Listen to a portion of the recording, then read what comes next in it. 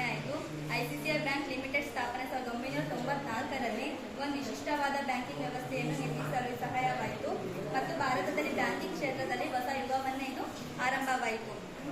ICICI ಬ್ಯಾಂಕಲ್ಲಿ credit card ಮತ್ತು debit card, cheque ಇದೆಲ್ಲ ಸಮೇತ ಇರುತ್ತೆ. ಈಗ ಟ್ರಾನ್ಸಾಕ್ಷನ್ ಬಂದು 1 crore ICICI ಬ್ಯಾಂಕಲ್ಲಿ ನಡೀತಾ ಇರುತ್ತೆ. ಸೊ ಈ ವಿಲೀನ ಮೂಲಕ